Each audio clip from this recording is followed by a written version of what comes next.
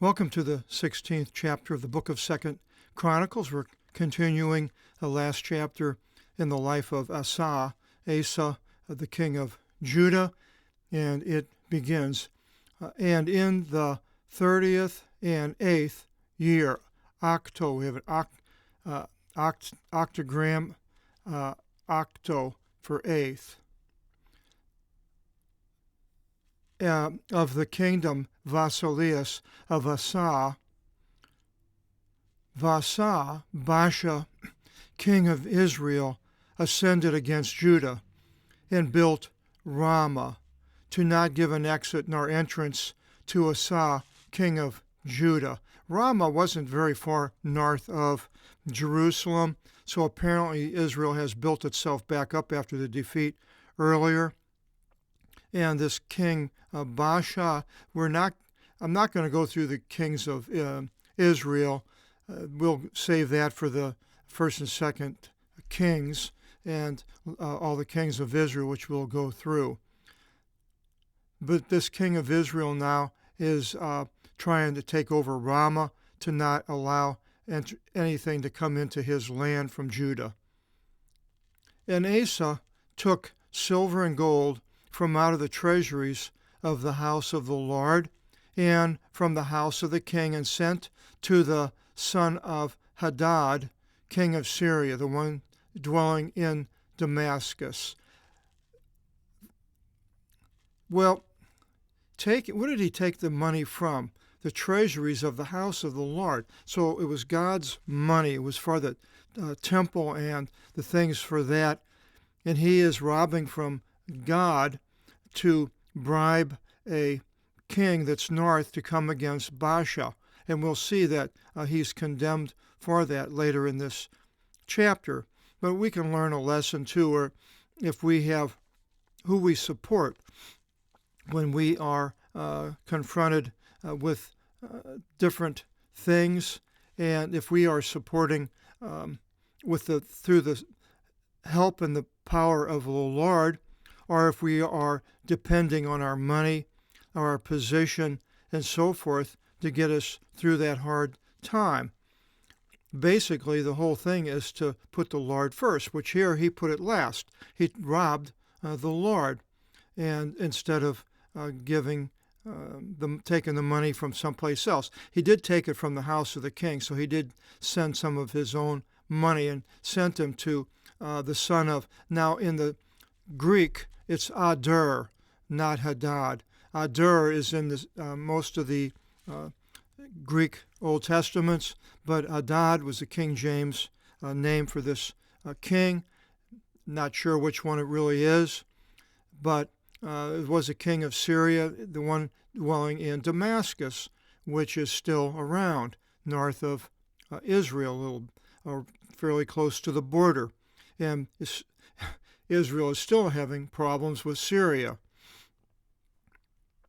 And then he says, ordain a covenant between me and between you, between my father and between your father, between our peoples, basically.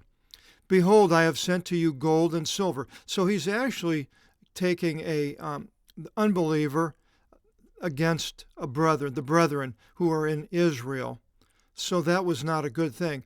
Up until this time, Asa was doing the right things towards God, but now he is going against the brethren, taking a side of an unbeliever, and then using the Lord's wealth to go to war and defeat the brethren. So it's a bad situation he's got himself into here.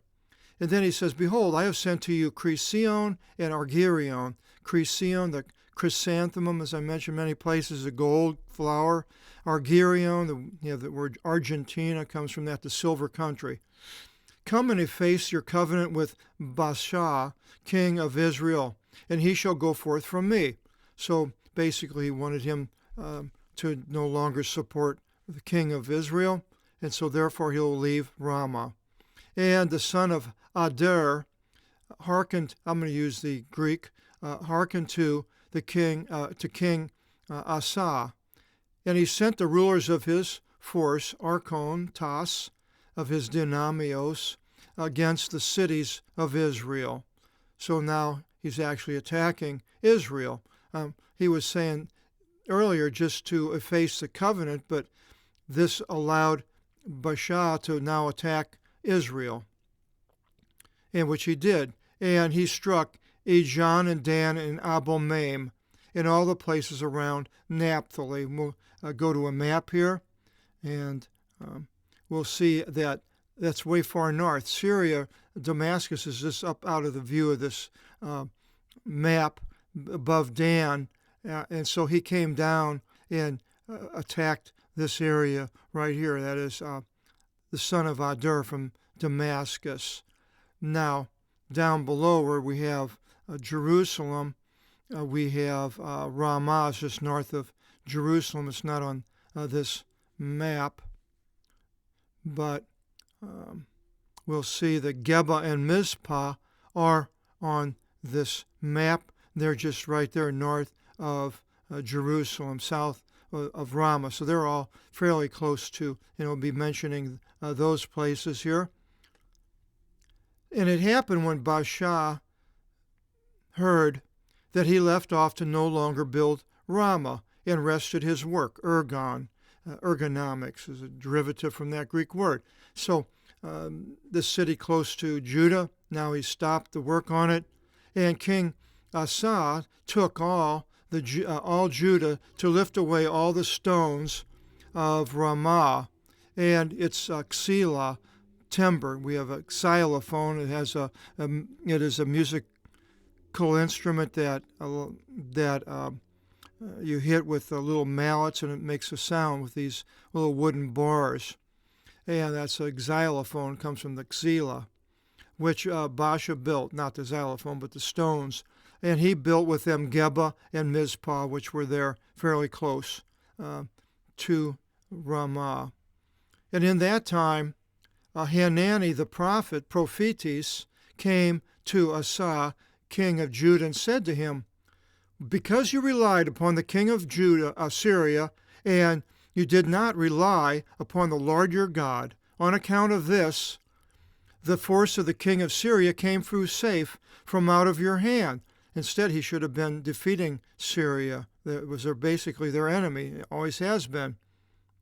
And then he questions, and he says, Hanani says, "Were not the Ethiopians and the Lubim a vast force and of courage, for chariots and horsemen in multitude exceedingly?" Yeah, there was 1 million people. And I forgot how many, 1,500 chariots?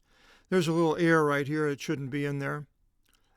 You can take it out on your book, and the next derivative will, the next edition will take it out.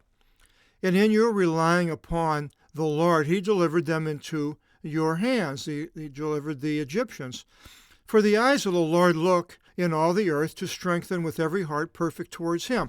So that's interesting, isn't it? Because here Asa is thinking he's doing the best thing, is he has all this money and they can buy off the enemy. And so instead of going to the Lord like he did the first time with Ethiopia, he does the opposite. And what happens? It says, "Yeah, you have known about this. From now on, war will be with you." So so many times what we make our God ends up being the thing that defeats us. I've seen this over and over again. My son is younger. Everything to him was an automobile, working on it, mechanics on the automobile, but he had more problems with automobile, getting tickets, and you name all the problems that he had. So this is what happens when we put all of our faith in these other things outside of God. They never satisfy, and they cause us more problems than we need, rather than being with the Lord first. So Asa, when he heard this, Asa was enraged with the prophetine, and he placed him in the house of the prison, for he was angry over this. So Asa's almost on the deathbed here, I think a year or so away. And so he was an old man, cranky probably, And Asa laid waste among the people at that time. Now, what exactly this means, nobody really knows except for these words.